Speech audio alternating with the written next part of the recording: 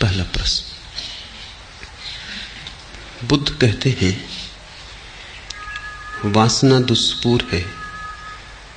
उपनिषद कहते हैं जिन्होंने भोगा उन्होंने ही त्यागा।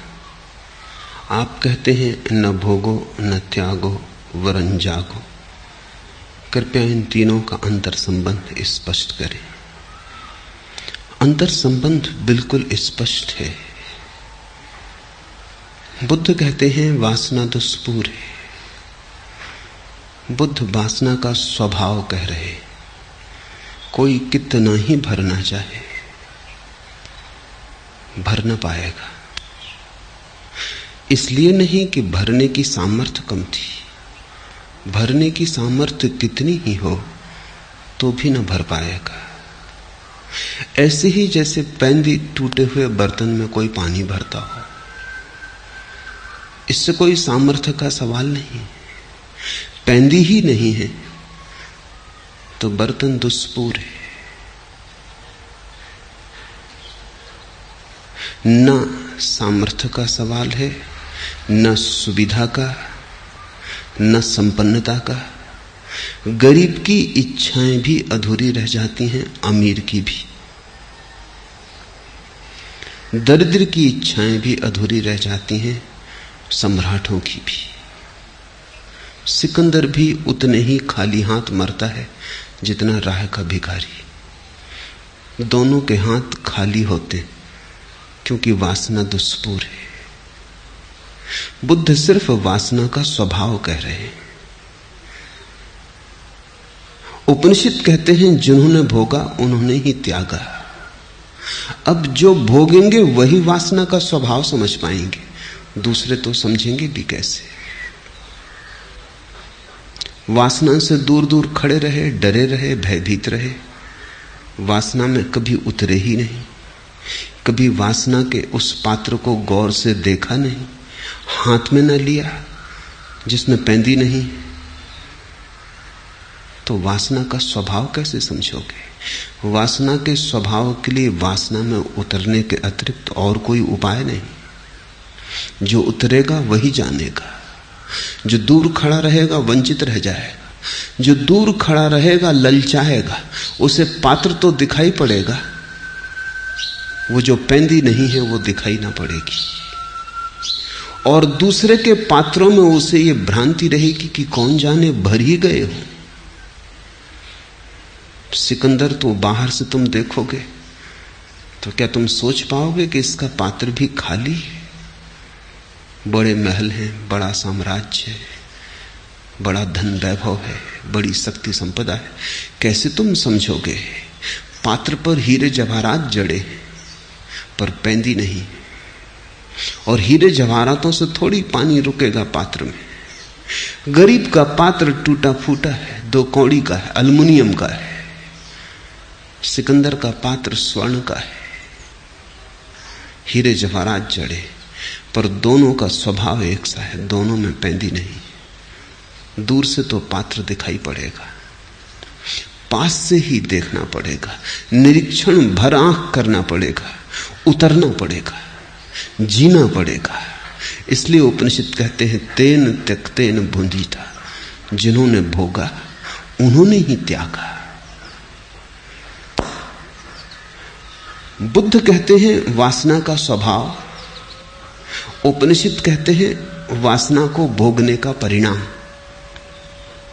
जिन्होंने भोगा उन्होंने ही त्यागा। मैं कहता हूं न भोगो न त्यागो वरन जागो, क्योंकि भोगा तो बहुत ने, लेकिन उपनिषद का कोई इक्का दुक्का ऋषि जान पाया तेन त्यक्तेन भुंजीता।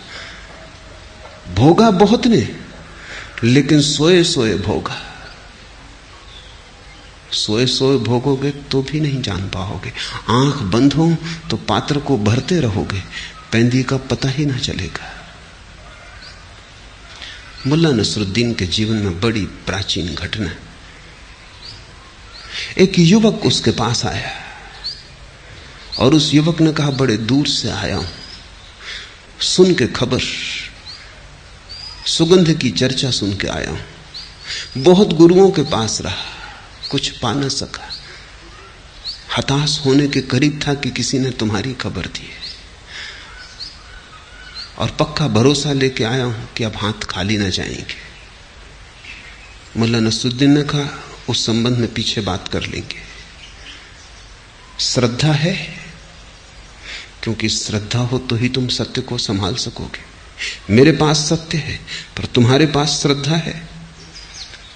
उस खोजी ने कहा, परिपूर्ण श्रद्धा लेके आया हूं, जो कहेंगे स्वीकार करूंगा। नसरुद्दीन ने कहा, अभी तो मैं कुएं पर पानी भरने जाता हूं, मेरे पीछे आओ, और एक ही बात की श्रद्धा रखना कि मैं जो भी करूं शांति से निरीक्षण करना, प्रश्न मत उठाना, इतना होश रखना। उस युवा ने कहा, यह भी कोई परीक्षा हुई? गया पीछे पीछे, ये कौन सी कठिनाई थी इसमें? नसरुद्दीन ने एक पात्र रखा घाट पर कुएं के। युवक थोड़ा हैरान हुआ, क्योंकि उसमें पैंदी न थी। नसरुद्दीन ने दूसरा पात्र कुएं में डाला, पानी भरा और पैंदी शून्य पात्र में उंडेला। युवक ने कहा, यह आदमी पागल है।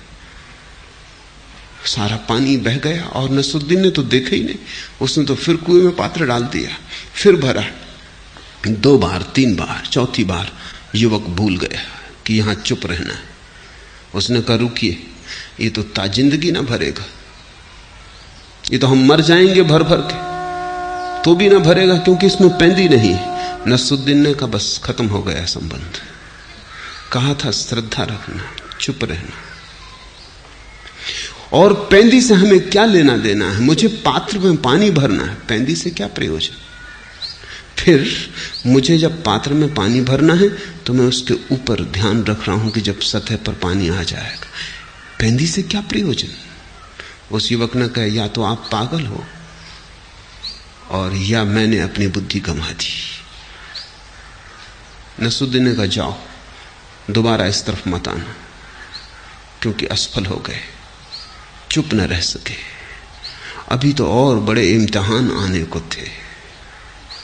वो युवक लौट तो गया, लेकिन बड़ा परेशान हुआ, रात भर सो ना सका, क्योंकि उसने सोचा कि इतनी सी बात तो किसी मूढ़ को भी दिखाई पड़ जाएगी। जरूर इस आदमी का कोई दूसरा ही प्रयोजन होगा, कोई परीक्षा थी। मुझे चुप खड़े रहना चाहिए था, मैं चूक गया। ये गुरु मिला तो अपने हाथ से चूक गया। मेरा क्या बिगड़ता था? अगर पानी न भरता था तो उसका पात्र था, अगर श्रम व्यर्थ जाता था तो उसका जाता था, मैं तो चुपचाप खड़ा रहता। आखिर कितनी देर ये चलता है?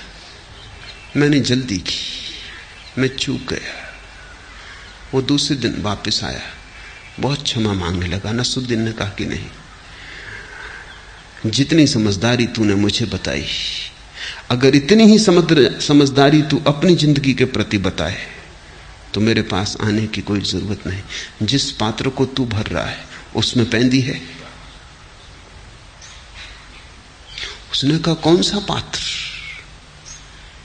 नसरुद्दीन ने कहा, फिर तू चूक गया। उतना ही इशारा था,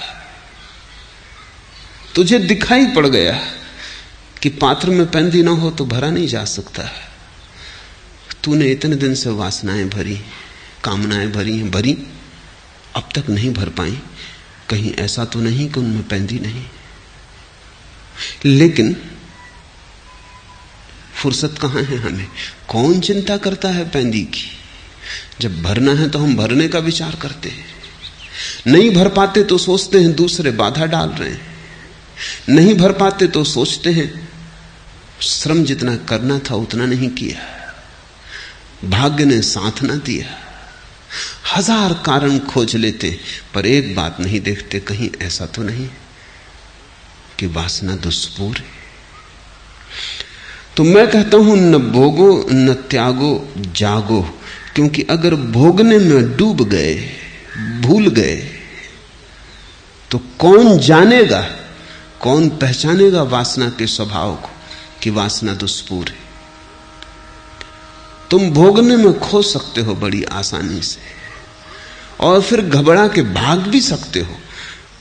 बहुत दिन भरा और न भर पाया, फिर तुम भाग भी सकते हो त्याग की तरफ। लेकिन मूर्छित भोग, मूर्छित त्याग समान धर्म है। उनमें कुछ भी भेद नहीं। मंदिर में बैठो कि मकान में, दुकान में बैठो कि हिमालय पर, कुछ अंतर नहीं है। अगर तुम मूर्छित हो तो तुम वही हो। अंतर तो केवल एक है, क्रांति तो केवल एक है, मूर्छा से जागरण की। इसलिए बुद्ध कहते हैं वासना का स्वभाव, उपनिषद कहते हैं वासना का अनुभव, और मैं तुम्हें दे रहा हूं सूत्र वासना को अनुभव करने का। ये तीनों जुड़े हैं। इनमें से तुम एक भी चूके तो भूल हो जाएगी। अगर तुमने इन तीन में से एक भी सूत्र को विस्मरण किया तो भटक जाओगे। फिर अगर विस्मरण ही करना हो, तीन सूत्र अगर ज्यादा मालूम पड़ते हो तो मेरे अंतिम सूत्र को ही याद रखना, क्योंकि अगर अंतिम सूत्र याद रहा तो बाकी दो अपने से याद रह जाएंगे। वासना दुष्पूर है ऐसा बुद्ध कहते हैं, ऐसा तुमने अभी जाना नहीं। भोग अंततः त्याग में ले जाता है ऐसा उपनिषद कहते हैं, तुम्हें अभी ले नहीं गया। वासना में तुम इतने दिन जिए हो, बुद्ध से थोड़े ज्यादा ही जिए हो। बुद्ध को तो 2500 साल हो गए छुटकारा पाए, तुम 2500 साल ज्यादा अनुभवी हो, फिर भी तुम्हें वासना दुष्पूर न दिखी। उपनिषद को तो लिखे 5000 साल हो गए। जिन्होंने भोगा उन्होंने त्याग दिया, और तुमने इतना भोगा और अभी तक न त्यागा। जरूर कोई चूक हो रही है। जाग कर भोगो, भागने में मत पड़ना। अन्यथा मैं देखता हूं तुम्हारे त्यागी, तुम्हारे महात्मा तुमसे जरा भी भिन्न नहीं। तुम अगर पैर के बल खड़े हो, वे सिर के बल खड़े, मगर बिल्कुल तुम जैसे हो। उल्टे खड़े होने से कहीं कुछ होता है। जिंदगी एक परीक्षण है और जिंदगी एक निरीक्षण है, और जिंदगी प्रतिपल एक जागरण है। परीक्षा घट रही है प्रतिपल। न जागोगे चूकते चले जाओगे, और न जागने की आदत बन जाए तो अनंत काल तक चूकते चले जाओगे। और बहुत से रास्ते में स्थान मिलेंगे जहां लगेगा कि मिल गई मंजिल, और बहुत बार विश्राम करने का मन हो जाएगा। लेकिन जब तक परमात्मा ही ना मिल जाए, यह जिसको बुद्ध निर्वाण कहते हैं, वही ना मिल जाए, तब तक रुकना मत। ठहर भले जाना, लेकिन ध्यान रखना कि कहीं घर मत बना लेना। ताब मंजिल, रास्ते में मंजिलें थीं सैकड़ों, हर कदम पर एक मंजिल थी मगर मंजिल न थी। ताब मंजिल, उस सत्य की यात्रा के मार्ग पर ताब मंजिल, रास्ते में मंजिलें थीं सैकड़ों। उस असली मंजिल के मार्ग पर बहुत सी मंजिलें मिलेंगी रास्ते में, कभी धन की, कभी पद की, कभी प्रतिष्ठा की, यश की। अहंकार बहुत से खेल रचेगा। हर कदम पर एक मंजिल थी मगर मंजिल न थी, और हर कदम पर मंजिल मिलेगी, लेकिन मंजिल इतनी सस्ती नहीं। अगर बहुत होश रखा तो ही तुम इन मंजिलों से बच के मंजिल तक पहुंच पाओगे। कठिन यात्रा है, दूभर मार्ग है, बड़ी चढ़ाई है, उत्तुंग शिखरों पर जाना है, घाटियों में रहने की आदत है। मूर्छित होना जीवन का स्वभाव हो गया है। होश कितना ही साधो सधता नहीं। बेहोशी इतनी प्राचीन हो गई है कि तुम होश का भी सपना देखने लगते हो बेहोशी में। जैसे कोई रात नींद में सपना देखे कि जाग गया हूं, सपना देखता है कि जाग गया, मगर ये जागना भी सपने में ही देखता है। ऐसे ही बहुत बार तुम्हें लगेगा होश आ गया, लेकिन होश रखना।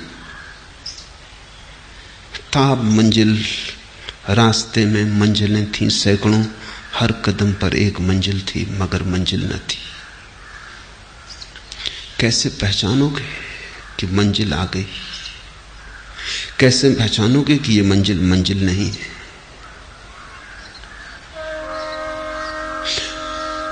एक कसौटी ख्याल रखना, अगर ऐसा लगे कि जो सामने अनुभव में आ रहा है वो तुमसे अलग है, तो समझना कि अभी असली मंजिल नहीं आई।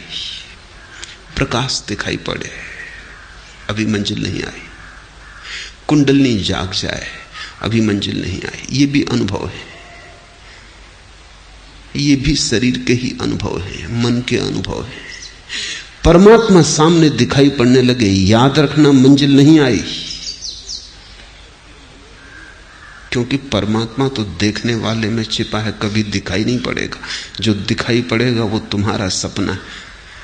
इसको तुम सूत्र समझो, जो दिखाई पड़े अनुभव में आए वो सपना। जिस दिन कुछ दिखाई ना पड़े, कुछ अनुभव में ना आए, केवल तुम्हारा चैतन्य रह जाए, देखने वाला बचे, दृश्य खो जाए, दृष्टा बचे, दृश्य खो जाए, कुछ दिखाई ना पड़े, बस तुम रह जाओ, ना कुछ तुम्हारे चारों तरफ। इसको बुद्ध ने निर्वाण कहा है। शुद्ध चैतन्य रह जाए, दर्पण रह जाए, प्रतिबिंब कोई ना बने, तब तुम भोग के बाहर गए। अन्यथा सभी अनुभव भोग हैं। कोई किसी पत्नी को भोग रहा है, कोई कृष्ण बांसुरी बजा रहे हैं, उनके दृश्य को भोग रहा है। सब भोग है। जहां तक दूसरा है वहां तक भोग है। जब तुम बिल्कुल ही अकेले बचो, शुद्धतम कैवल्य रह जाए, होश मात्र बचे। किसका होश ऐसा नहीं, चैतन्य मात्र बचे। किसकी चेतना ऐसा नहीं। कुछ जानने को ना हो, कुछ देखने को ना हो, कुछ अनुभव करने को ना हो, उस घड़ी आ गई मंजिल। और ये तीन सूत्र बहुमूल्य हैं। बुद्ध कहते वासना दुष्पूर है, स्वभाव की ओर इंगित करते। उपनिषद कहते जिन्होंने भोगा उन्होंने त्यागा, परिणाम की ओर इंगित करते। मैं कहता हूं न भोगो न त्यागो, जागो। मैं विधि देता हूं कि कैसे तुम जानोगे कि बुद्ध ने जो कहा सही है, कैसे तुम जानोगे कि उपनिषद ने जो कहा सत्य है। तुम जानोगे तभी उपनिषद सच होंगे, तुम जानोगे तभी बुद्ध सच होंगे। तुम्हारे जानने के अतिरिक्त न तो बुद्ध सच है न उपनिषद सच है। तुम्हारा बोध ही प्रमाण होगा बुद्ध की सच्चाई का। इसलिए बुद्ध ने कहा है, किसी ने पूछा कि हम कैसे तुम्हारा सम्मान करें, हम कैसे कृतज्ञता ज्ञापन करें, इतना दिया है। बुद्ध ने कहा है, मैंने जो कहा है तुम उसके प्रमाण हो जाओ, मैंने जो कहा है तुम उसके गवाह हो जाओ, बस मेरा सम्मान हो गया। और कुछ धन्यवाद की जरूरत नहीं है। जिस दिन भी तुम बुद्ध के गवाह हो जाओगे, जिस दिन तुम प्रमाण हो जाओगे कि उपनिषद जो कहते हैं सही है, उसी दिन तुमने उपनिषद को जाना, उसी दिन तुमने बुद्ध को पहचाना। फर्क बहुत ज्यादा नहीं है बुद्ध में और तुम में, उपनिषद में और तुम में फर्क बहुत ज्यादा नहीं है। ऐसे बहुत ज्यादा मालूम होता है, ऐसे जरा भी ज्यादा नहीं है। फर्क बड़ा थोड़ा है। तुम सोए हो, बुद्ध जागे हैं। तुम आंख बंद किए हो, बुद्ध ने आंखें खोल ली।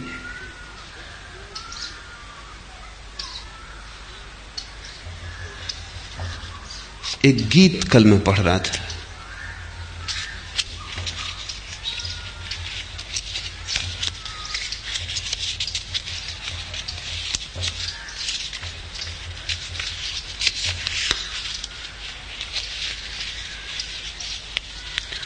लो हम बताएं गुंचा और गुल में है फर्क क्या, कली और फूल में फर्क क्या है। लो हम बताएं गुंजाओ गुल में है फर्क क्या, एक बात है कही हुई एक बेकही हुई। बस इतना ही फर्क है। एक बात है कही हुई एक बेकही हुई। बुद्ध फूल है तुम कली हो, उपनिषद खिल गए तुम खिलने को हो। जरा सा फर्क है, ऐसे बहुत बड़ा फर्क भी है, क्योंकि उतने ही फर्क पर तो सारा जीवन रूपांतरित हो जाता है।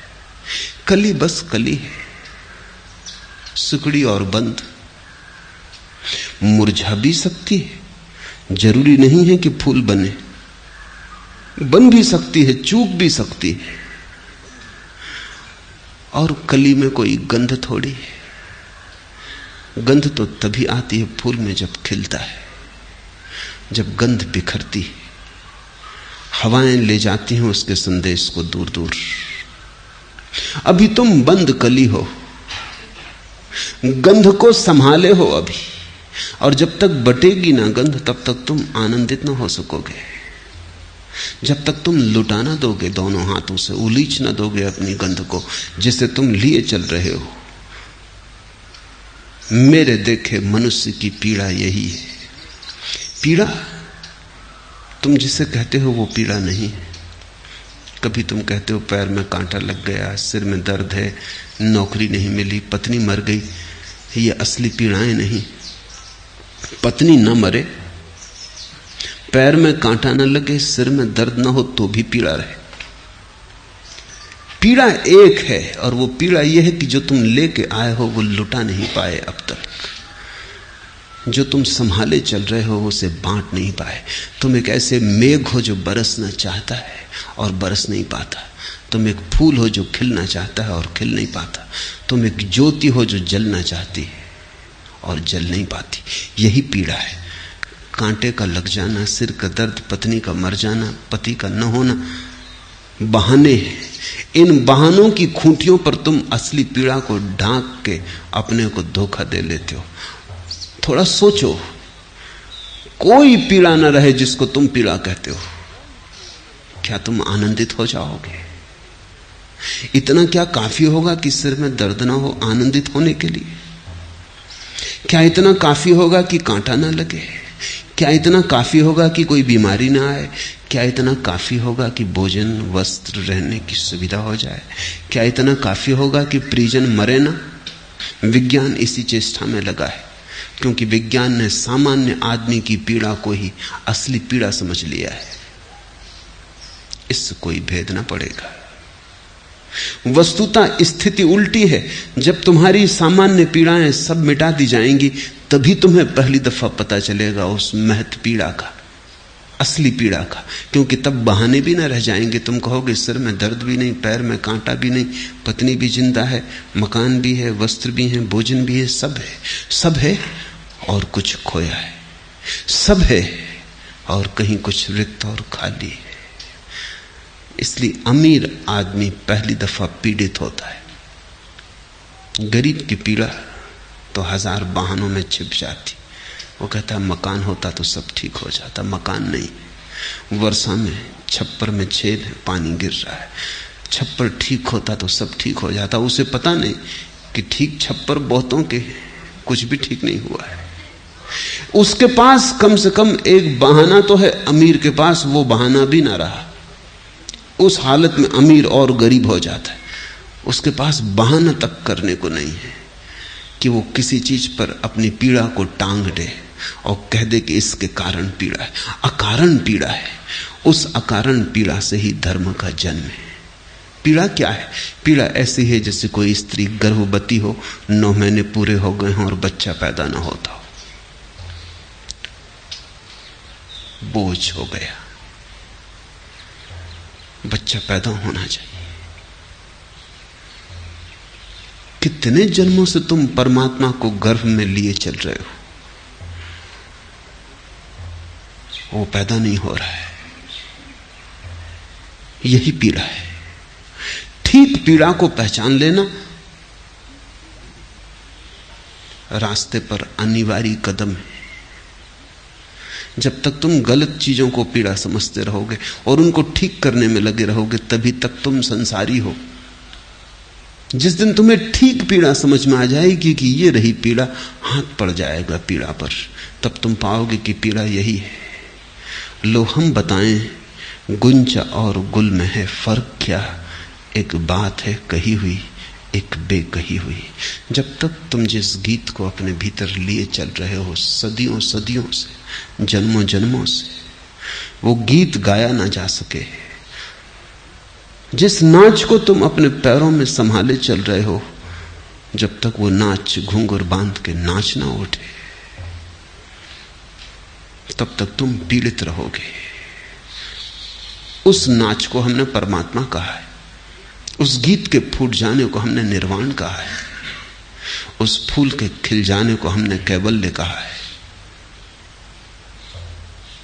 तुम्हारी कली फूल बन जाए, मुक्ति मोक्ष मंजिल आ गई।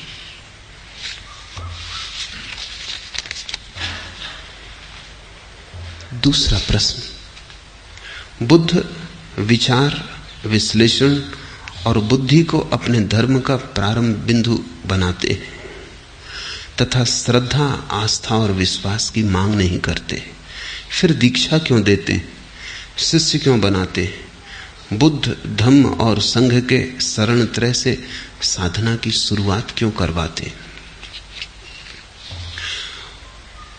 बुद्ध श्रद्धा के विरोधी नहीं है, बुद्ध से बड़ा श्रद्धा का कोई पक्षपाती नहीं हुआ, लेकिन बुद्ध श्रद्धा को थोपते नहीं, जन्माते। दूसरों ने श्रद्धा थोपी है, दूसरे कहते हैं श्रद्धा करो, अगर न किया तो पाप है। बुद्ध कहते हैं विचार करो, अगर ठीक विचार किया श्रद्धा आएगी, अपने से आएगी। बुद्ध तुम्हें चलाते हैं श्रद्धा की तरफ, दूसरे तुम्हें धकाते। चलाने और धकाने में बड़ा फर्क है। बुद्ध तुम्हें फुसलाते हैं श्रद्धा की तरफ, दूसरे तुम्हें धमकाते। वो कहते हैं श्रद्धा न की तो नरक में सड़ोगे, श्रद्धा की तो स्वर्ग में फल पाओगे। दूसरे तुम्हें लुभाते या भयभीत करते। शब्द है हमारे पास ईश्वर भीरु, गॉड फीयरिंग। दूसरे धर्म डरवाते रहे, वो कहते हैं डरो ईश्वर से। छोटे मोटे लोगों की बात छोड़ दें, महात्मा गांधी जैसे व्यक्ति भी कहते हैं मैं किसी और से नहीं डरता सिवाय ईश्वर को छोड़ के।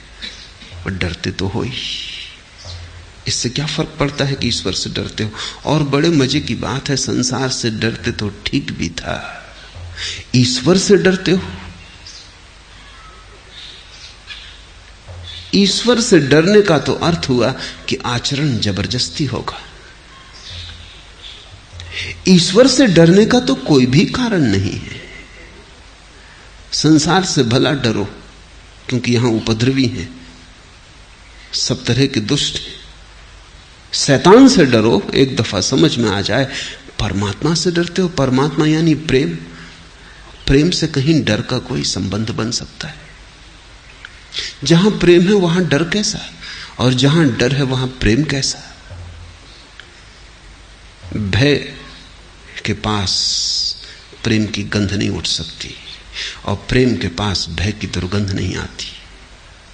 लेकिन धर्मों ने लोगों को डरना सिखाया है कि डरो, लोगों को कपा दिया है। बुद्ध ने लोगों को फुसलाया, धमकाया नहीं। बुद्ध ने कहा सोचो, बुद्ध ने कहा विचार करो, बुद्ध ने कहा जीवन को अनुभव करो, विश्लेषण करो। बुद्ध ने विज्ञान दिया, अंधविश्वास नहीं। लेकिन इसका यह अर्थ नहीं कि बुद्ध ने श्रद्धा नहीं दी, बुद्ध ने ही श्रद्धा दी। ऐसे सोच विचार जब तुम करने लगोगे, अचानक एक दिन तुम पाओगे श्रद्धा का पड़ाव आ गया। सोच विचार की यात्रा से ही कोई श्रद्धा तक पहुंचता है। इसे थोड़ा समझो, ये विरोधाभासी लगेगा। बिना सोच विचारे तो कोई कभी श्रद्धा तक नहीं पहुंचता।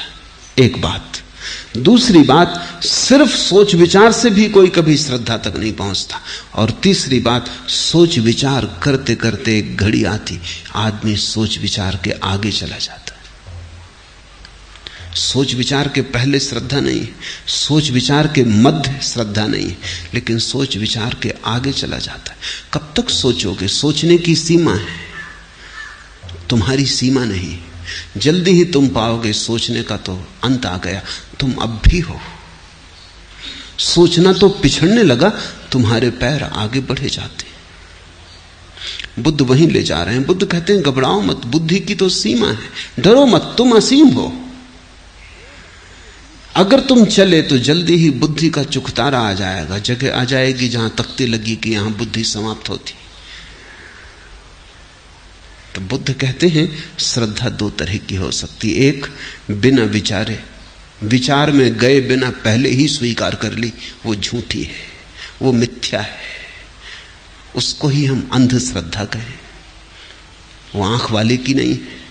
और ऐसी श्रद्धा सदा कमजोर रहेगी, और ऐसी श्रद्धा कभी भी तोड़ी जा सकती है।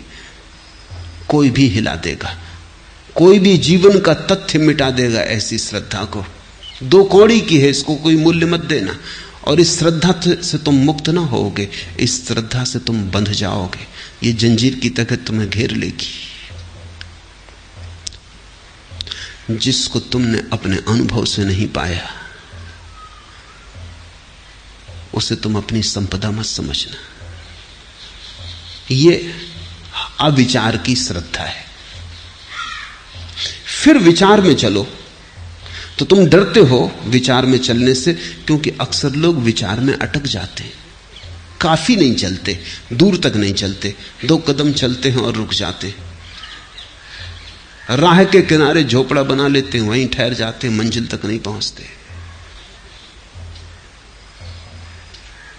ये सब नास्तिक हो जाते। इन नास्तिकों के कारण कुछ डर के चलते ही नहीं।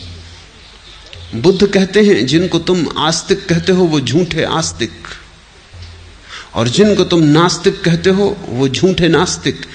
क्योंकि नास्तिकता का निर्णय तभी लेना उचित है जब बुद्धि की सीमा तक पहुंच गए हो, उसके पहले निर्णय नहीं लिया जा सकता। जब तक पूरा जाना ही नहीं, पूरा सोचा ही नहीं, तो कैसे निर्णय लोगे? और जो भी बुद्धि की सीमा पर पहुंच जाता है उसे एक अनुभव आता है, बुद्धि की तो सीमा आ गई, अस्तित्व आगे भी फैला है। तब उसे पता चलता है कि बुद्धि के पार भी अस्तित्व है। बहुत है जो बुद्धि के पार भी है, और जो बुद्धि के पार है उसे बुद्धि से कैसे पाओगे? सुनो, तेरी मंजिल पर पहुंचना कोई आसान न था। सरहदे अक्ल से गुजरे तो यहां तक पहुंचे, सरहदे अक्ल से गुजरे तो यहां तक पहुंचे। बुद्धि की सीमा के पार जब गए तब तुझ तक पहुंचे, परमात्मा तक पहुंचे। तेरी मंजिल पर पहुंचना कोई आसान न था। जो चले ही नहीं और जिन्होंने श्रद्धा कर ली वो तो कभी नहीं पहुंचे। उनका ईश्वर तो बस मान्यता का खिलौना है, उनका ईश्वर तो बस धारणा की बात है। वो तो भटका रहे हैं, भरमा रहे हैं अपने को। तुम्हारे मंदिर मस्जिद तुम्हारी भ्रांतियां हैं, असली मंजिलें नहीं। पहुंचे तो वही जो सरहदे अक्ल से गुजरे। तो बुद्ध ने कहा, आओ, डर के मत आस्तिक बनो और नास्तिकता से भयभीत मत हो। नास्तिकता आस्तिकता की तरफ पहुंचने की अनिवार्य प्रक्रिया है। बुद्ध के पहले तक लोग सोचते थे आस्तिक नास्तिक विरोधी हैं। बुद्ध ने नास्तिकता को आस्तिकता की प्रक्रिया बना दिया। इससे बड़ी कोई क्रांति घटित नहीं हुई है। बुद्ध ने कहा नास्तिकता सीढ़ी है आस्तिकता की। हां, सीढ़ी पे बैठ जाओ तो तुम्हारी भूल है, सीढ़ी का कोई कसूर नहीं। मैं तुमसे कहूं कि चढ़ो ऊपर, छत पर जाने की ये रही सीढ़ी, तुम सीढ़ी पर ही बैठ जाओ तो तुम कहो ये सीढ़ी तो छत की दुश्मन है, लेकिन सीढ़ी ने तुम्हें नहीं पकड़ा है। सीढ़ी तो चढ़ाने को तैयार थी, सीढ़ी तो चढ़ाने को ही थी, सीढ़ी का और कोई प्रयोजन न था, लेकिन सीढ़ी को तुमने अवरोध बना लिया, तुम उसी को पकड़ के बैठ गए। नास्तिकता सीढ़ी है, और जो ठीक से नास्तिक नहीं हुआ वो कभी ठीक से आस्तिक न हो सकेगा। इसे तुम संभाल के मन में रख लेना।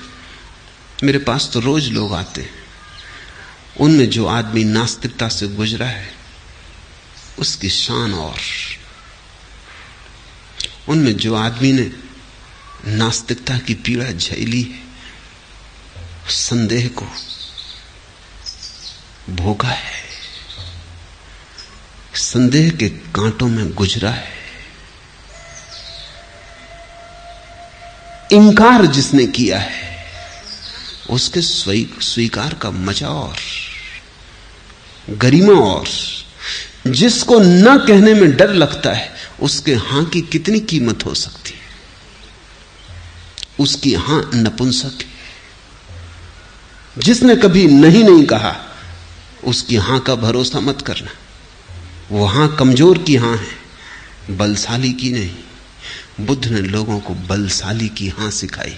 बुद्ध ने कहा ना कहो, डरो मत, क्योंकि ना कहना न सीखोगे तो हां कैसे कहोगे।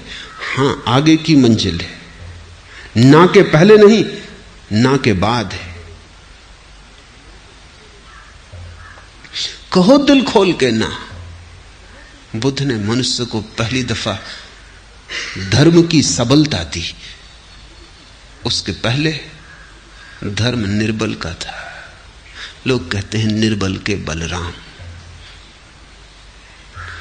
बुद्ध ने लोगों को सबलता दी, बल दिया, और कहा डर है ही नहीं, क्योंकि राम तो है ही, इसलिए भयभीत मत करो।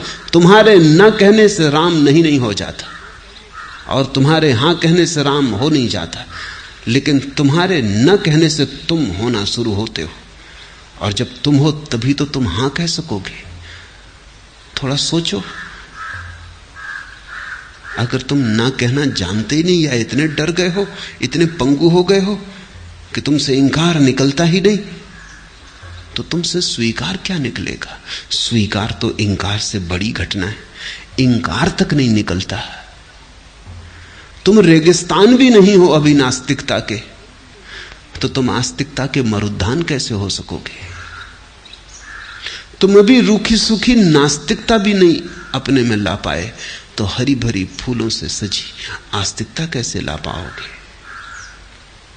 आस्तिकता नास्तिकता के विपरीत नहीं है, आस्तिकता नास्तिकता के आगे है। आस्तिकता मंजिल है, नास्तिकता साधन। इसलिए बुद्ध ने एक नई कीमिया दी है मनुष्य जाति को, जिसमें नास्तिकता का भी उपयोग हो सकता है। और इसे मैं कहता हूं बहुत अनूठी घटना, जब तुम नहीं का भी उपयोग कर पाओ, जब तुम अपने अंधकार का भी उपयोग कर पाओ, अपने अस्वीकार का भी उपयोग कर पाओ, तभी तुम पूरे विकसित हो सकोगे। जब तुम्हारा अंधकार भी प्रकाश की तरफ जाने का साधन हो जाए, जब तुम अपने अंधकार को भी रूपांतरित कर लो, वो भी प्रकाश का ईंधन बन जाए, जब तुम अपने इंकार को भी अपनी स्वीकार की सेवा में रत कर दो, वो दास हो जाए, तुम्हारी नास्तिकता आस्तिकता के पैर दबाए, तभी। बुद्ध ने विचार दिया, विश्लेषण दिया। बुद्धि को अपने धर्म का प्रारंभ बिंदु का, अंत नहीं। इसलिए तुम घबराओ मत कि बुद्ध दीक्षा क्यों देते, घबराओ मत कि बुद्ध शिष्य क्यों बनाते, घबराओ मत कि बुद्ध धर्म संघ और बुद्ध की शरण आने का निमंत्रण क्यों देते हैं। लेकिन यह निमंत्रण वो उन्हीं को देते हैं जो नास्तिकता से पार हो गए। ये हर किसी को नहीं देते। हर किसी को तो वो विचार देते हैं, विश्लेषण देते हैं। फिर जो विचार और विश्लेषण करते हैं और जो अपने अनुभव से भी बुद्ध के गवाह हो जाते हैं और कहते हैं ठीक कहते हो तुम, सोच के भी हमने यही पाया कि सोचना व्यर्थ है। शास्त्रों में झांक के देखा कि शास्त्र बेकार है। ठीक कहते हो तुम कि धर्म परंपरा नहीं विद्रोह है, हमने भी सोच कर देख लिया, लेकिन अब सोचना भी समाप्त होता है। अब आगे, अब तुम हमें आगे भी ले चलो। तब बुद्ध शिष्यत्व देते, तब दीक्षा देते। जो विचार से गुजर आया, जो विचार से निकल आया, जो विचार के जाल के बाहर उठाया, उसे बुद्ध दीक्षा देते। मुझसे लोग पूछते कि अगर श्रद्धा से ही उसे पाना है तो आप लोगों को इतना समझाते क्यों? समझाता हूं इसलिए कि पहले श्रद्धा को पाना है। श्रद्धा से उसको पाना है, जरूर स्वीकार, लेकिन पहले श्रद्धा को पाना है। और श्रद्धा को तुम कैसे पाओगे? दो उपाय हैं। एक तो तुम्हें भयभीत कर दूं कि नरक में, अग्नि में जलोगे, जलते कढ़ाओं में, आग के उबलते कढ़ाओं में डाले जाओगे, या तो तुम्हें भयभीत कर दूं, प्रलोभित कर दूं कि स्वर्ग में अप्सराएं तुम्हारी प्रतीक्षा कर रही हैं। अगर श्रद्धा की तो स्वर्ग, अश्रद्धा की तो नरक। या तो तुम्हें इस तरह से जबरदस्ती धकाऊं, जो कि गलत है, क्योंकि जिसने भय के कारण राम को जपा, उसने जपा ही नहीं, भय को ही जपा। जो डर के कारण नैतिक बना, वो नैतिक बना ही नहीं। पुलिस वाले के डर से तुमने चोरी न की, ये भी कोई अचोर होना हुआ। नरक के भय से तुमने बेईमानी न की, ये भी कोई ईमानदारी हुई। नरक के कढ़ाओं में जलाए जाओगे, इस भय से तुमने ब्रह्मचर्य धारण कर लिया, ये भी कोई काम वासना से मुक्ति हुई। ये तो कंडीशनिंग है, ये तो संस्कारित करने की तरकीबें। रूस में एक बड़ा मनोवैज्ञानिक हुआ पावलव, उसने तो, अब रूस तो नास्तिक मुल्क है, लेकिन पावलव की बातें रूस के लोगों को भी जमी। किसी ने यह बात खोजबीन नहीं की कि पावलव जो कह रहा है वो तथाकथित धार्मिकों से भिन्न बात नहीं। पावलव ने कहा कि किसी को भी बदलना हो तो समझाने बुझाने की जरूरत नहीं। समझो कि एक आदमी सिगरेट पीता है तो इसको समझाने की जरूरत नहीं है, और ना सिगरेट के पैकेट पर लिखने की जरूरत है कि सिगरेट पीना हानिकर है, इससे कुछ भी ना होगा। इससे सिगरेट न छूटेगी, सिर्फ हानि के प्रति वो अंधा हो जाएगा। रोज रोज पैकेट पे पढ़ता रहेगा तो हानि शब्द का जो परिणाम होना था वो भी ना होगा।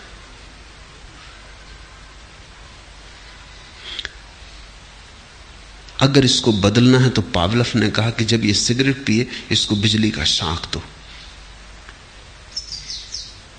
शाक इतना तेजी से लगे कि सिगरेट के पीने में जो रस आता है उससे ज्यादा पीड़ा शाक की हो। रस कुछ आता भी नहीं, इसे धुआं बाहर भीतर आने में, लाने ले जाने में रस आ भी कैसे सकता है? भ्रांति है। असली बिजली का शाक भ्रांति को तोड़ देगा। और ऐसा रोज करते रहो 1-2 सप्ताह तक, और तब ये आदमी हाथ में सिगरेट उठाएगा और हाथ कपने लगेगा, क्योंकि जैसे ही सिगरेट की याद आएगी भीतर याद शाक की भी आएगी। कंडीशनिंग हो गई, अब इसकी सिगरेट हाथ से छूट जाएगी। समझाने की जरूरत नहीं है कि सिगरेट बुरी है। कितने दिन से समझा रहे हैं लोग, कोई नहीं सुनता। लेकिन पावलव ने जो कहा ये बहुत भिन्न नहीं है, यही तो पुराने धर्मगुरु करते रहे। बचपन से ही समझाया जाए कि नरक में कढ़ा जल रहा है, मंदिरों में चित्र लटकाए जाएं, लपटों का विवरण किया जाए, कढ़ाओं में फेंक के जलाए जाओगे, सड़ाए जाओगे, कीड़े मकोड़े छेद करेंगे तुम्हारे शरीर में और भागेंगे, दौड़ लगाएंगे और मरोगे भी नहीं। सामने पानी होगा, कंठ प्यास से भरा होगा, पी ना सकोगे, और अनंत कालीन यातना झेलनी पड़ेगी। और पाप क्या है तुम्हारे छोटे मोटे की सिगरेट अगर पी, सिगरेट पीने के लिए इतना भारी उपाय, घबरा जाए आदमी, छोटे बचपन से अगर ये बात मन पे डाली जाए तो स्वभावतः भय पकड़ लेगा। ये सिगरेट ना पिएगा, लेकिन ये कोई चरित्र हुआ? तुमने चरित्र तो इसका नष्ट कर दिया सदा के लिए। चरित्र तो बल पे खड़ा होता है, चरित्र तो समझ पे खड़ा होता है। तुमने भय का जहर भर दिया, तुमने तो इसको मार डाला। अब ये जिएगा कभी भी नहीं। और इसी तरह स्वर्ग का प्रलोभन दिया हुआ है, वहां बड़े सुख। तुम कर रहे हो 2 कौड़ी के काम, लेकिन बड़े सुख की आशा कर रहे हो। एक भिखमंगे को 1 पैसा दे आए, अब तुम हिसाब लगा रहे हो कि स्वर्ग जाओगे, कि कहीं धर्मशाला बनवा दी, कि कहीं मंदिर बनवा दिया। अब तुम सोच रहे हो कि बस भगवान पे तुमने बहुत एहसान किया, अब तुम स्वर्ग जाने वाले हो।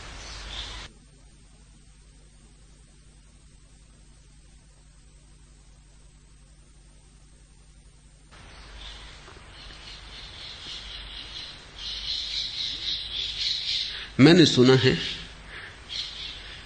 कि एक धर्मगुरु स्वर्ग जाने की टिकटें बेचता था। सभी धर्मगुरु बेचते।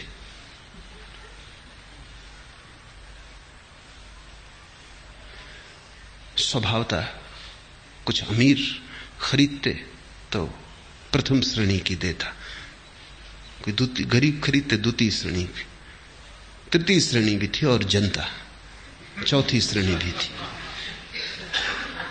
सभी लोगों के लिए इंसान स्वर्ग में होना भी चाहिए। तरह तरह के लोग हैं, तरह तरह की सुविधाएं होनी चाहिए। काफी धन उसने इकट्ठा कर लिया था। लोगों को डरा डरा के नरक के भय से लोग खाना ना खाते, पैसा इकट्ठा करते कि टिकट खरीदनी है। यही कर रहे हैं लोग, खाना नहीं खाते। मैं देखता हूं तीर्थ यात्रा को जाते, कपड़ा नहीं पहनते, मंदिर में दान दे आते, खुद भूखों मरते हैं, ब्राह्मण को भोजन कराते। सदियों से डरवाया है ब्राह्मण ने कि हम ब्रह्म के सगे रिश्तेदार हैं। भाई भतीजावाद, अपना नाता करीब का करवा देंगे तुम्हारा इंसान भी। खुद खाओगे कोई पुण्य ना होगा, ब्राह्मण को खिलाओगे पुण्य होगा। लोग भूखों मरते हैं, तीर्थ यात्रा करते हैं, ब्राह्मण को खिलाते हैं, पंडित पुरोहितों को देते। उस धर्मगुरु ने बहुत धन इकट्ठा कर लिया। एक रात एक आदमी उसकी छाती पे चढ़ गया जाके चुरा लेके, और उसने कहा निकाल, सब रखते। उसने गौर से देखा, उसकी ही जात का आदमी था। उसने कहा अरे तुझे पता है नरक में सड़ेगा।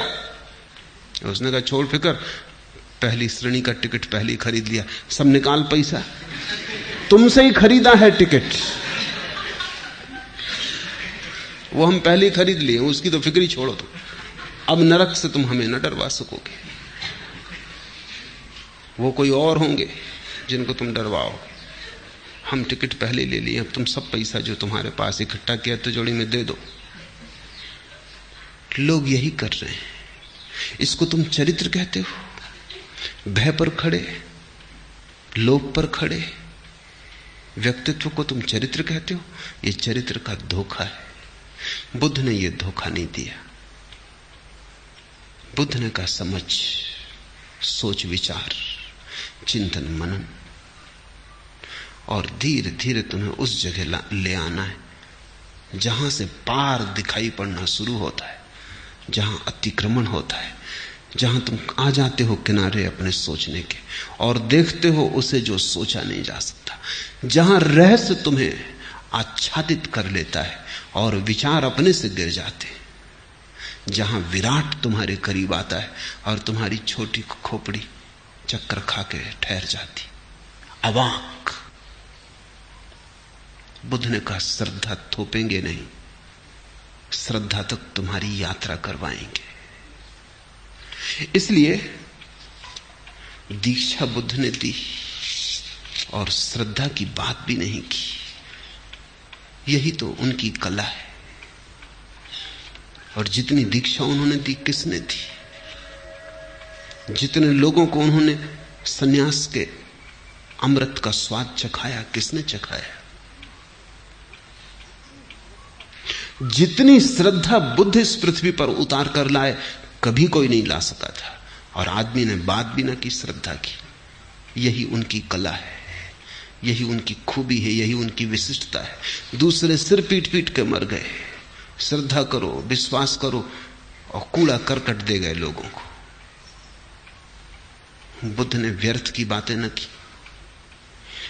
बुद्ध ने जीवन में जो भी था सभी का सीढ़ी की तरह उपयोग कर लिया। तर्क है तो उपयोग करना है, छोड़ के कहां जाओगे? सीढ़ी बना लो। संदेह है, घबराओ मत, इसकी भी सीढ़ी बना लेंगे। डर क्या है, इस पे भी चढ़ जाएंगे। तर्क के कंधे पे खड़े होंगे, संदेह के सिर पे खड़े होंगे और पार देखेंगे। और जब पार का दिखाई पड़ता है तो श्रद्धा उतरती है। श्रद्धा उस पार के अनुभव का अनुसंग है, उसकी छाया है। जैसे गाड़ी के बैलों के पीछे चाक चले आते, जिससे तुम भागते हो, तुम्हारे पीछे तुम्हारी छाया भागती चली आती। जिसको दिखाई पड़ गया विराट, एक झलक भी मिल गई उसकी, जरा सी देर को हटे बादल और सूरज दिखाई पड़ गया। एक झलक ही सही, अंधेरी रात में चमकी बिजली, एक झलक दिखाई पड़ गई कि राह है, और दूर खड़े मंजिल के कलश झलक गए। बस श्रद्धा उत्पन्न हुई। इस श्रद्धा की महिमा, और इस श्रद्धा को तुम अपनी श्रद्धा मत समझना, इस श्रद्धा को तुम अपनी कमजोर नपुंसक धारणाएं मत समझना। ये श्रद्धा अर्जित करनी होती है। बुद्ध ने कहा कोई व्यक्ति पैदा होते से श्रद्धा लेके नहीं आता, संदेह ही लेके आता है। हर बच्चा संदेह लेके आता है। इसलिए तो बच्चे इतने प्रश्न पूछते हैं जितने बूढ़े भी नहीं पूछते। बच्चा हर चीज से प्रश्न बना लेता है, स्वाभाविक है, पूछना ही पड़ेगा, क्योंकि पूछ पूछ के ही तो वहां पहुंचेंगे जहां अनुभव होगा। और सब पूछना गिर जाता, सब जिज्ञासा गिर जाती। मुझसे लोग कहते हैं आप क्यों इतना समझाते हैं जब श्रद्धा से पहुंचना है? समझाता हूं ताकि श्रद्धा तक पहुंचना हो जाए। फिर तो तुम खुद ही चल लोगे, श्रद्धा काफी है, फिर मेरी जरूरत ना होगी। श्रद्धा तक तुम्हें फुसला के ले आऊं, फिर तो मार्ग सुगम है, फिर तो तुम खुद ही चल लोगे, फिर तो तुम्हारी श्रद्धा ही खींच लेगी, फिर तो श्रद्धा का चुंबक काफी है।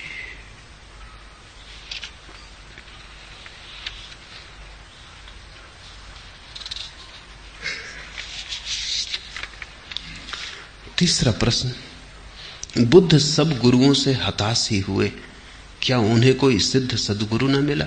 सिद्ध सदगुरु इतने आसान नहीं, रोज रोज नहीं होते।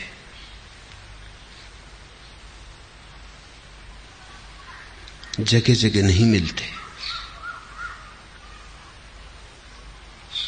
हजारों वर्ष बीत जाते तब कभी कोई एक सिद्ध सदगुरु होता है। तो ये सवाल तुम्हारे मन में इसलिए उठता है कि तुम सोचते हो सिद्ध सदगुरु तो गांव गांव बैठे हुए।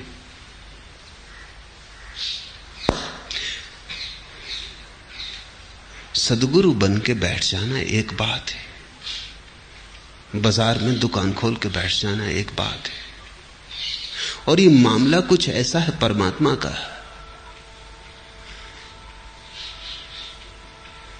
अदृश्य का मामला है, इसलिए पकड़ना भी बहुत मुश्किल है। मैंने सुना है कि अमेरिका में एक दुकान पर अदृश्य हेयर पिन बिकते थे। अदृश्य, तो स्त्रियां तो ऐसी चीजों में बड़ी उत्सुक होती। अदृश्य हेयर पिन दिखाई भी ना पड़े और बालों में लगा भी रहे, बड़ी भीड़ लगती थी। क्यों लगता था? एक दिन एक औरत पहुंची, उसने डब्बा खोल के देखा, उसमें कुछ था नहीं, क्योंकि अदृश्य तो दिखाई पड़ती नहीं। उसने कहा कि इसमें है भी? उसने कहा ये तो अदृश्य हेयर पिन है, ये दिखाई थोड़ी पड़ती।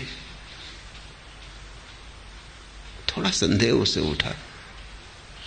उसने कहा कि अदृश्य, माना कि अदृश्य उनको लेने आई हूं, लेकिन पक्का इसमें है, और ये किसी को दिखाई भी नहीं पड़ते। उस दुकानदार ने कहा कि तू मान न मान, आज महीने भर से तो स्टॉक में ही नहीं है, फिर भी बिक रहे हैं। अब अदरस हेयर पिन की कोई स्टॉक में होने की जरूरत थोड़ी, और महीने के पहले भी बिकते रहे, स्टॉक में होने की जरूरत कहां। ये धंधा कुछ अदृश्य का है, इसमें जरा कठिनाई है, क्योंकि तुम पकड़ नहीं सकते कि कौन बेच रहा है कौन नहीं बेच रहा है, किसके पास है किसके पास नहीं है, बड़ा कठिन है। ये खेल बहुत उलझा हुआ है, और इसलिए इसमें आसानी से गुरु बन के बैठ जाना जरा भी अड़चन नहीं है। कोई और तरह की दुकान खोलो तो सामान बेचना पड़ता है, कोई और तरह का धंधा करो तो पकड़े जाने की कोई न कोई सुविधा है, कहीं न कहीं से कोई न कोई झंझट आ जाएगी। कितना ही धोखा दो, कितना ही कुशलता से दो, पकड़ जाओगे। लेकिन परमात्मा बेचो, कौन पकड़ेगा, कैसे पकड़ेगा? सदियां बीत जाती हैं, बिना स्टॉक के बिकता है। तो तुम इससे परेशान मत हो कि बुद्ध इतने गुरुओं के पास गए और सदगुरु न मिले। ये स्वामी योग चिन्मय का प्रश्न। चिन्मय को यही ख्याल है कि ऐसे सदगुरु हर कहीं बैठे, जहां गए वहीं सदगुरु मिल जाएंगे। बहुत कठिन है। सौभाग्य है कि कभी कोई सदगुरु के पास पहुंच जाए। कैसे पहचानोगे? एक ही उपाय है पहचानने का, और वो ये है कि जो गुरु कहता हो, वो सदगुरु है या नहीं इसकी फिक्र छोड़ो, जो वो कहता हो उसे करना। अगर सदगुरु है तो जो उसने कहा है उसे करने से तुम्हारे भीतर कुछ होना शुरू हो जाए। अगर सदगुरु नहीं है तो उसके भीतर ही नहीं हुआ है, तुम्हारे भीतर कैसे हो जाएगा? लेकिन सदगुरु तो कभी कभी होते, पर सदगुरु की तलाश तो सदा होती, इसलिए झूठों को बैठने का अवसर मिल जाता है। और चूंकि तुम कभी करते ही नहीं कुछ, तुम सिर्फ सुनते हो, इसलिए तुम्हें धोखा दिया जा सकता है। तुम कुछ करोगे तो ही तुम्हें धोखा नहीं दिया जा सकता। मेरी ऐसी समझ है कि चूंकि तुम धोखा देना चाहते हो, इसलिए तुम्हें धोखा दिया जा सकता है। तुम कुछ करना तो चाहते नहीं, तुम चाहते हो कि कोई कृपा से हो जाए किसी की। मेरे पास लोग आते हैं, वो कहते हैं कि जब आपके पास आ गए तब क्या ध्यान करना, आपकी कृपा से। वो मुझे को धोखा दे रहे हैं, वो मुझे को तरकीब बता रहे हैं कि अब आपके पास आ गए तो क्या ध्यान करना, ये और करें, हम तो श्रद्धा करते। इतनी भी श्रद्धा नहीं है कि मैं जो कहूं वो करे, और श्रद्धा करते, क्योंकि मुझ पे तुम्हारी श्रद्धा और कैसे प्रकट होगी? जो मैं कहता हूं वो करो। तो तुम करते नहीं हो, इसलिए झूठे गुरु भी चलते जाते हैं। तुम करो तो तुम्हारा करना ही प्रमाण हो जाएगा। उस आदमी को बार बार दिखाई पड़ने लगेगा कि कुछ भी नहीं हो रहा है, किसी को कुछ भी नहीं हो रहा है, और लोग जाने लगे, अपने आप बाजार उजड़ जाएगा। बुद्ध ने यही किया। वो गए तो, लेकिन जिसके पास भी गए, जो भी उसने कहा वही किया। कुछ ने तो ऐसी मूढ़तापूर्ण बातें कही उनसे, वो भी उन्होंने की कि कहने वालों को भी दया आने लगी कि ये हम क्या करवा रहे हैं। किसी ने कहा कि बस एक चावल का दाना रोज, इतनी भोजन लेना। अब मूढ़तापूर्ण बातें, लेकिन बुद्ध ने वो भी किया। कहते हैं उनकी हड्डियां हड्डियां निकल आई, उनका पेट पीठ से लग गया। चमड़ी ऐसी हो गई कि छुओ तो उखड़ जाए शरीर से। तब उस गुरु को भी दया आने लगी, कितने धोखेबाज रहा हो, अभी जरा अति से हो गई। उसने हाथ जोड़े, उसने कहा कि तुम कहीं और जाओ, जो मैं जानता था मैंने बता दिया, इससे ज्यादा मुझे कुछ पता नहीं है।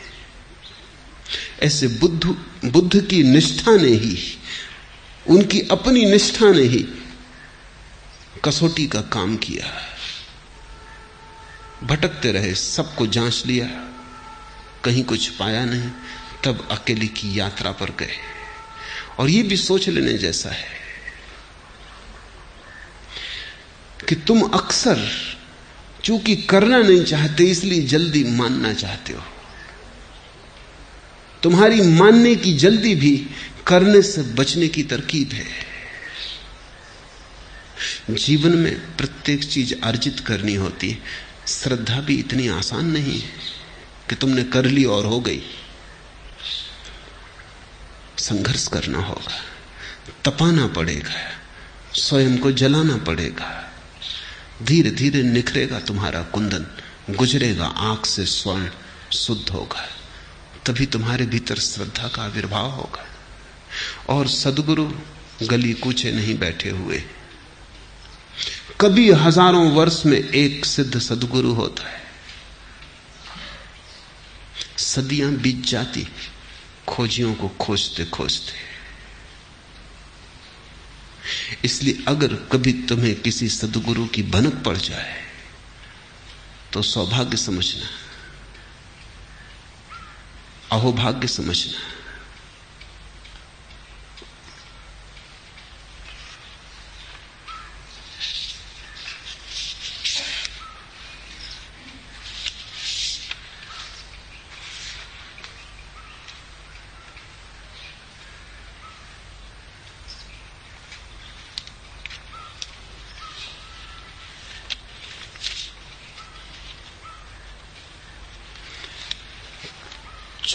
पांचवा प्रश्न, भगवान बुद्ध ने अवैर के स्थान पर प्रेम शब्द का व्यवहार क्यों नहीं किया? जानकर।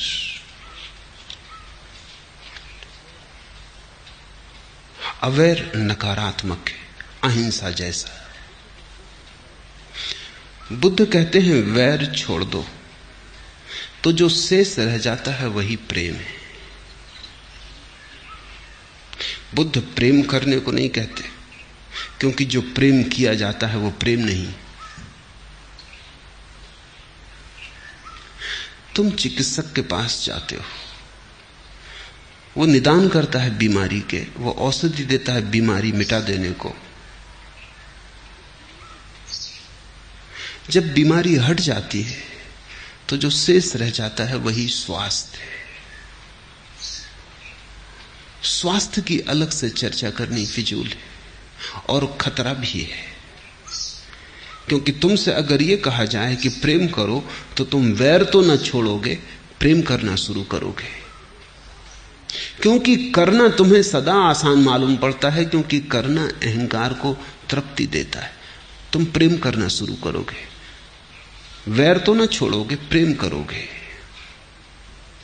तो ऐसा हो सकता है कि तुम वैर को प्रेम में ढांक दो, वैर तो बना रहे और प्रेम के आवरण में ढांक दो। तब तुम्हारा प्रेम भी झूठा होगा, क्योंकि वैर के ऊपर प्रेम कैसे खड़ा हो सकता है? तुमने बहुत बार प्रेम किया है, तुम जानते हो भली भांति। तुम्हारे प्रेम से घृणा मिटती नहीं, दब जाती हो। भला राख में दब जाता हो, अंगारा मिटता नहीं। तुम प्रेम भी करते हो उसी को, घृणा भी करते हो उसी को, सांझ उसके गीत गाते हो, सुबह गालियां देते हो उसी को। अभी उसके लिए मरने को तैयार थे, क्षण भर बाद उसी को मारने को तैयार हो जाते। ये तुम्हारा प्रेम बुद्ध भली भांति जानते हैं। ये प्रेम घृणा को मिटाता नहीं, घृणा को सजा भला देता हो, आभूषण पहना देता हो, घृणा को सुंदर बना देता हो, जहर पर अमृत का लेबल लगा देता हो, लेकिन मिटाता नहीं। इसलिए बुद्ध ने प्रेम की बात ही नहीं की।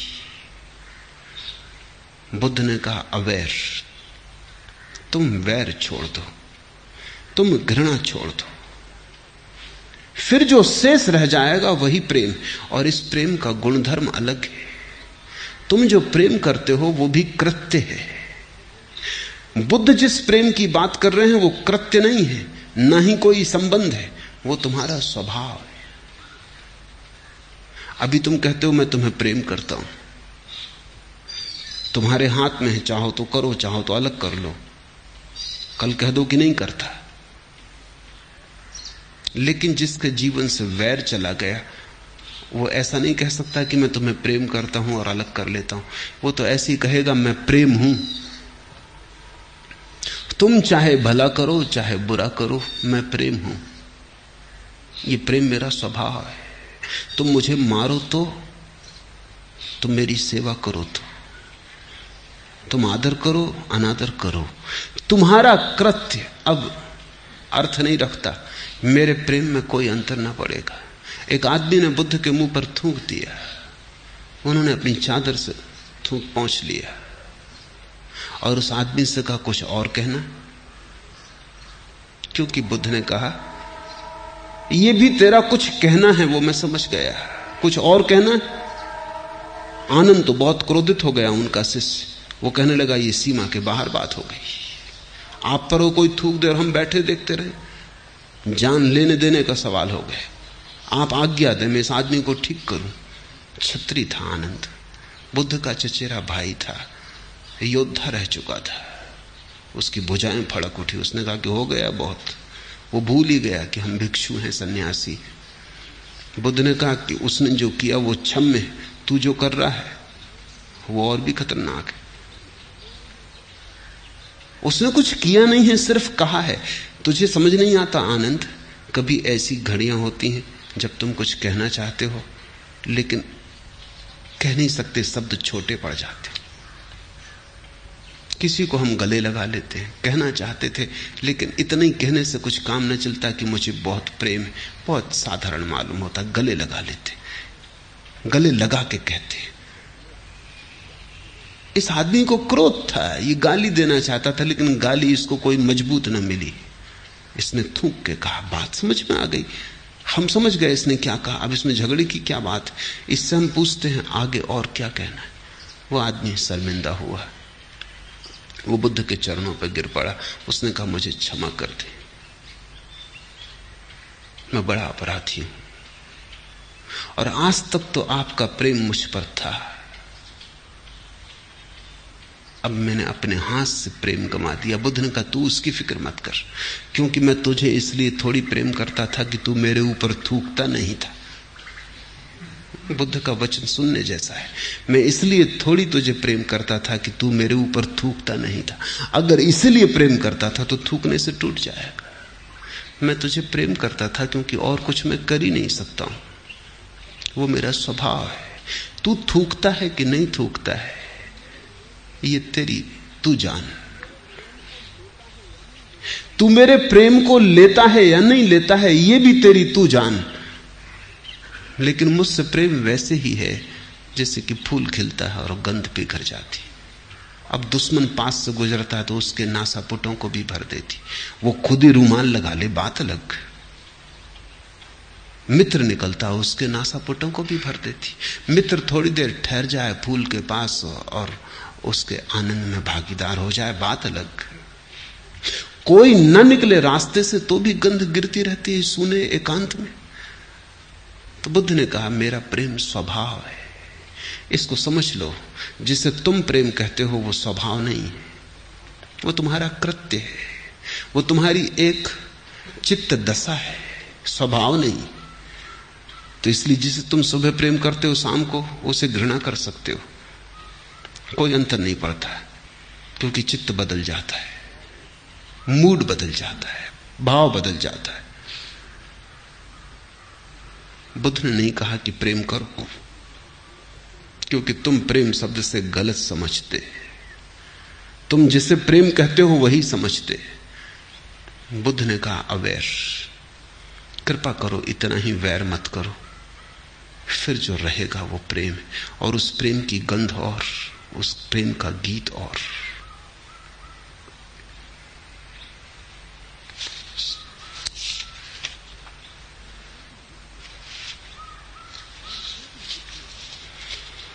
और जो भी बुद्ध ने कहा है स्मरण रखना, वो एक गहन अनुभव से कह रहे हैं, ऐसे प्रेम को जान के कह रहे हैं।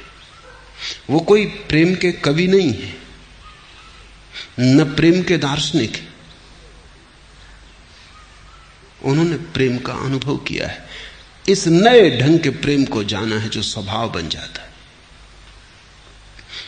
तुमने जो भी प्रेम के संबंध में जाना है, उसमें से जानना तो बहुत कम है, या तो कवियों ने तुमसे कुछ कह दिया है, उसे तुम दोहरा रहे हो। क्योंकि फ्रायड ने अपने एक पत्र में एक मित्र को लिखा है कि अगर दुनिया में कवि ना होते तो शायद प्रेम को कोई जानता ही नहीं। बात समझ में आती, कवि गाते रहे प्रेम की बात। हालांकि कवियों को भी कोई प्रेम बहुत पता होता है, ऐसा नहीं। अक्सर तो बात उल्टी, जिनके जीवन में प्रेम नहीं होता वो प्रेम की कविता करके अपने मन को बहलाते। जिसके जीवन में प्रेम है वो कविता किस लिए करे, उसका जीवन ही कविता होता है। लेकिन जिनके जीवन में प्रेम नहीं होता वो बैठ के प्रेम की कविता कर करके अपने मन को बहलाते। जो प्रेम वो प्रकट नहीं कर पाए किसी और तरह से, उसे कविता में उंडेलते हैं। अक्सर प्रेम की 100 में से 99 कविताएं उन लोगों ने लिखी हैं जिन्हें प्रेम का कोई अनुभव नहीं। ये बड़ी कठिन बात है। अक्सर बहादुरी की बातें वही लोग करते हैं जो कायर। वो अक्सर बहादुरी के किस्से गढ़ के बताते रहते।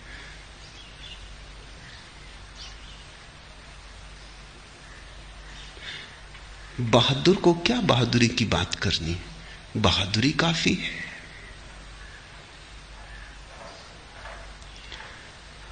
बुद्ध ने जो कहा है वो किसी कवि की बात नहीं, न किसी शास्त्रकार की बात है।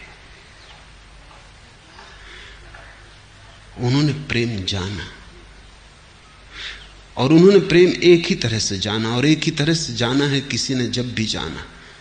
उन्होंने वैर छोड़ के जाना। तुम जिससे प्रेम कहते हो उसे वो भी जानते थे। उनकी पत्नी थी, बच्चा था, माँ थी, पिता थे, सब थे। उनको उन्होंने खूब प्रेम किया था, और एक दिन पाया कि उस प्रेम में कुछ भी नहीं, वो केवल मन का सपना है। उस प्रेम की व्यर्थता को देखकर वो हट आए। उन्होंने फिर नए ढंग का प्रेम खोजना चाहा। उस प्रेम में तो घृणा दबी थी, मिटी ना थी। उन्होंने एक ऐसा प्रेम जानना चाहा जो इतना शुद्ध हो कि घृणा उसे विकृत ना करे, जिसमें घृणा का एक बूंद भी ना हो। और मजा ऐसा है कि दूध की भरी प्याली में जहर की एक बूंद काफी है उसे नष्ट करने को। यद्यपि जहर की भरी प्याली में दूध की एक बूंद उसे शुद्ध न करेगी। विकृत बड़ा समर्थ है, अशुद्ध बड़ा समर्थ है, शुद्ध बड़ा कोमल है, नाजुक है। फूल की तरफ एक पत्थर मार दो तो फूल बिखर जाता है, और 1000 फूल पत्थर को मारो तो भी कुछ नहीं होता।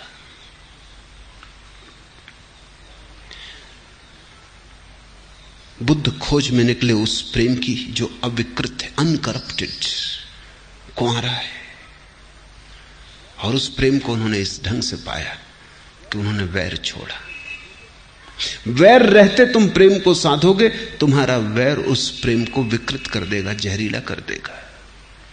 पहले वैर को हटा दो। और मजा यह है कि वैर के हटाते ही प्रेम साधना नहीं पड़ता।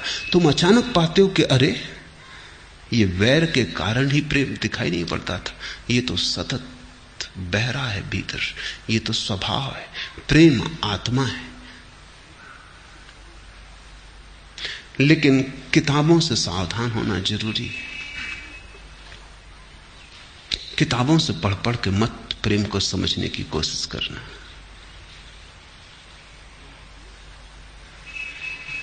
मैंने सुना है एक पियक्कड़ को एक धर्म गुरु समझा रहा था कि देख, बंद कर ये पीना, नहीं तो परमात्मा से चूक जाएगा। तो उस पियक्कड़ ने कहा कि हमने तो पी पी के और बेहोश हो के ही उसे पहचाना है, तो परीक्षा हो जाए। उसने कहा, किधर से बर्क चमकती है देखें ए वाइज, मैं अपना जाम उठाता हूं, तू किताब उठा। और बिजली किस तरफ चमकती है देखेंगे, तू अपनी किताब उठा। मैं अपना जाम उठाता हूं, तू किताब उठा। किधर से बर्क चमकती है देखें ए बाइस, और फिर देखेंगे कि कहां से बिजली चमकती, तेरी किताब से या मेरे जाम से। एक किताबों की दुनिया है और एक जाम की दुनिया है। एक पीने वालों की दुनिया है जिन्होंने जाना स्वाद, और एक केवल शब्दों के गुणतारा बिठाने वालों की दुनिया है। इसमें थोड़ा ख्याल रखना। जिन्होंने जाना है उन्होंने कहा अवेयर, और जिन्होंने नहीं जाना उन्होंने कहा प्रेम। और जो प्रेम की कहते हैं उनके कहने से कभी प्रेम नहीं आया, और जिन्होंने अवेयर समझाया उनके कहने से प्रेम आया। ये विरोधाभास है। मैं अपना जाम उठाता हूं, तू अपनी किताब उठा। किताबें मुर्दा हैं, वेद कुरान पुराण सब मुर्दा हैं। जब तक जीवन का जाम खुद न पिया जाए तब तक तुम जो कहते हो कितनी ही कुशलता से कहो, झूठ झूठ ही रहेगा, सच नहीं हो पाता है। हमने दो शब्द इस देश में उपयोग किए, एक कवि और एक ऋषि। ऋषि हम उसको कहते हैं जिसका काव्य अनुभव से आया, और कवि हम उसे कहते हैं जिसका काव्य कल्पना से आया। दोनों कवि हैं, लेकिन ऋषि वो है जिसने जिया, जिसने अपने काव्य में अपने कलेजे को रखा, जिसने पिया और जिसके ओंठों पर स्वाद है। वो भी शब्दों का उपयोग करता है, लेकिन फर्क हो जाता है। महावीर ने कहा अहिंसा, प्रेम नहीं। बुद्ध ने कहा अवेयर, प्रेम नहीं। क्योंकि दोनों ने ये बात समझ ली कि असली सवाल प्रेम को लाने का नहीं है, असली सवाल अहिंसा को हटाने का, हिंसा को हटाने का है, वैर को हटाने का है, घृणा को हटाने का है। घृणा है रोग, हटते ही प्रेम का स्वास्थ्य अपने आप उपलब्ध हो जाता है। बदलियां गिर गई हैं, आकाश थोड़ी लाना है, सिर्फ बदलियां हटा देनी। आकाश तो मौजूद ही है, आकाश तो तुम हो। इसलिए अब और प्रेम क्या लाना है, तुम प्रेम हो। थोड़े घृणा के बादल हट जाएं बस।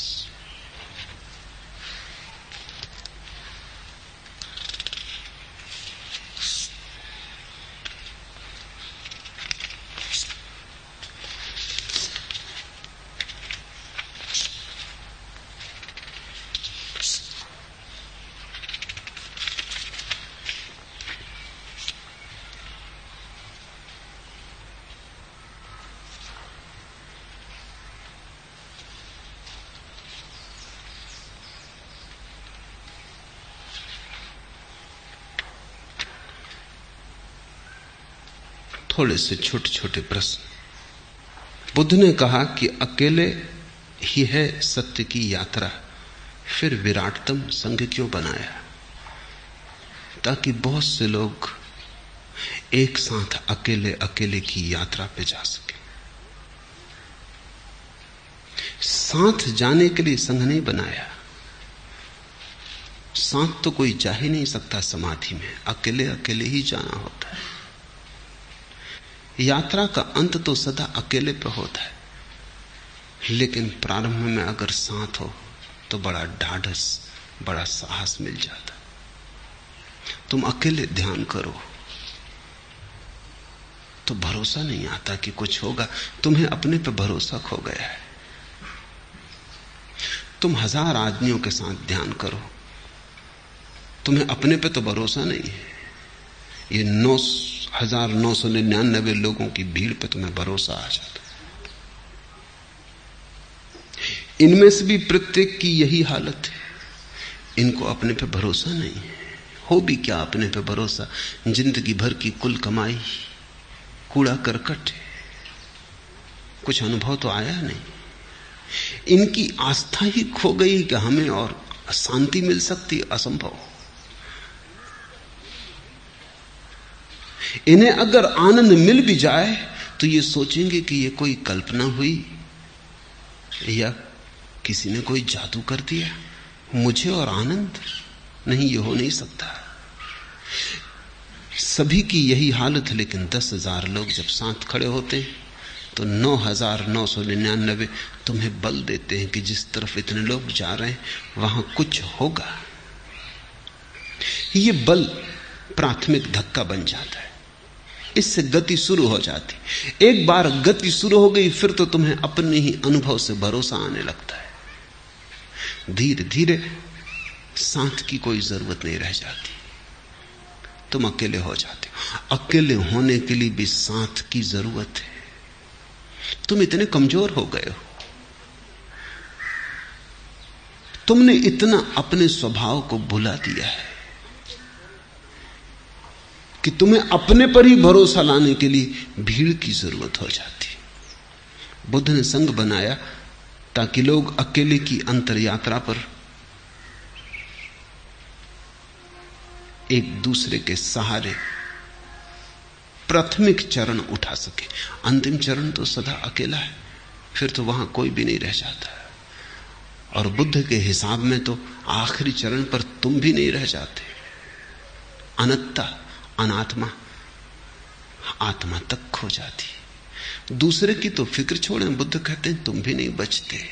कुछ बचता है जिसको शब्द देने का उपाय नहीं, अनिर्वचनीय, शून्य जैसा कुछ। लेकिन न तुम होते न कोई दूसरा होता। पर प्राथमिक चरण पर इसका उपयोग है। मेरा भी अनुभव यही है कि मैंने लोगों को अकेले अकेले भी ध्यान करवा के देखा, गति नहीं होती। लेकिन साथ अगर वो ध्यान करते, एक दफा गति हो जाती, फिर तो वो खुद ही कहते हैं कि अब हम अकेला करना चाहते। साथ से शुरुआत सुगमता से हो जाती। तुम साहस भी जुटा पाते हो, तुम थोड़े पागल होने की हिम्मत भी जुटा पाते हो, तुम थोड़े आनंदित होने की हिम्मत भी जुटा पाते हो। जब 1000 लोग नाचते हैं तो तुम्हारे पैर में भी कोई नाचने लगता है, तब रोके नहीं रुकता। और जब 1000 लोग आह्लादित होते हैं तो उनका आह्लाद संक्रामक हो जाता है। बीमारी ही संक्रामक नहीं होती, स्वास्थ्य भी संक्रामक होता है। और जब 10 लोग उदास बैठे हो तो उनके बीच तुम भी उदास हो जाते हो, और जब 10 लोग हंसते हैं तो उनके बीच तुम भी हंसने लगते हो।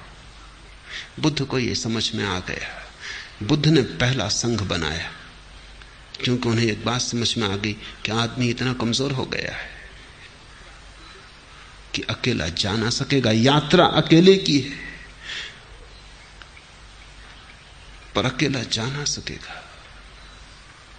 संग साथ हिम्मत पड़ जाएगी। आखिरी प्रश्न, हमें आपके शब्दों में कोई श्रद्धा नहीं बैठती और आपके सारे शब्द झूठ प्रतीत होते हैं, फिर भी यहां से चले जाने का मन क्यों नहीं होता है? ये पूछा है आनंद सरस्वती ने। शब्द ही मेरे ऐसे हैं कि श्रद्धा बैठ ना सकेगी, क्योंकि मैं उस दुनिया की बात नहीं कर रहा हूं जिसकी पर तुम्हें श्रद्धा है और जिस पर श्रद्धा तुम्हें आसानी से बैठ जाए। मैं जो कह रहा हूं वो तुम्हारे सिर के ऊपर से निकल जाता है, तुम्हें जरा अपने सिर को ऊंचा करना पड़ेगा। 2 ही उपाय हैं, या तो मैं जो कह रहा हूं उसे नीचा करूं, तब मैं व्यर्थ हो जाऊंगा, उसका कोई सार ना रहेगा। दूसरा उपाय है कि तुम जरा अपना सिर ऊपर करो, तुम जरा ऊपर उठो। हर आदमी ऐसा सोचता है मन में कि जैसे श्रद्धा तो उसके पास है ही, बिठाना भर है। श्रद्धा तुम्हारे पास है नहीं, अभी होती तो बैठ जाती। जिनके पास है बैठ गई है, जिनके पास श्रद्धा ही नहीं है बैठेगी कैसे? तुम्हारी हालत ऐसी है कि मैंने सुना कि मुल्ला नसरुद्दीन आंख के डॉक्टर के पास गया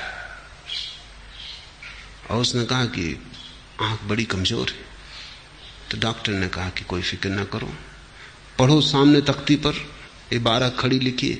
उसने कहा कुछ दिखाई नहीं पड़ता, कुछ दिखाई नहीं पड़ता। तो उसने कहा आंख बहुत कमजोर है, चश्मा लग जाएगा, सब ठीक हो जाएगा। नसरुद्दीन ने कहा तो फिर मैं पढ़ सकूंगा? उसने कहा बिल्कुल पढ़ सकोगे। नसरुद्दीन ने कहा धन्यवाद, क्योंकि मैं पढ़ा लिखा नहीं।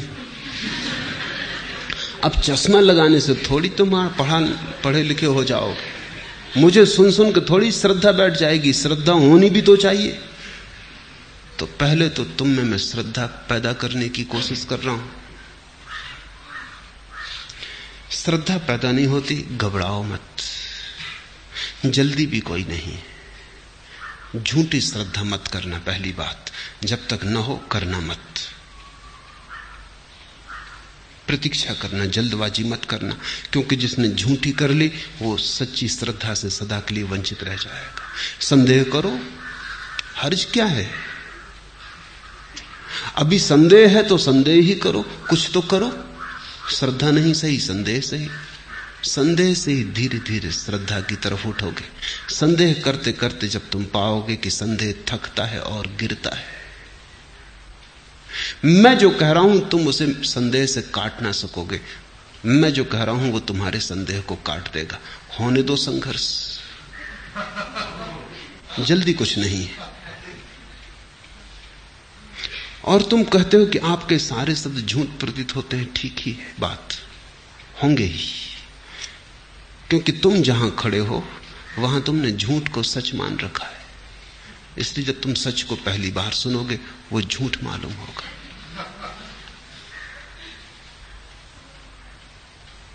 और थोड़ा सोचो,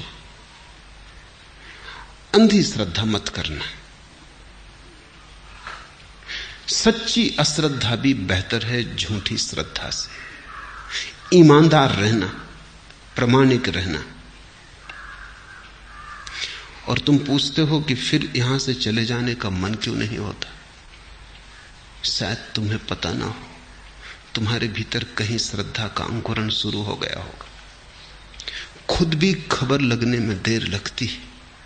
जो हृदय में शुरू होता है बुद्धि तक खबर पहुंचने में कई दफे वर्षों लग जाते, इसलिए भाग भी नहीं सकते, फंस गए।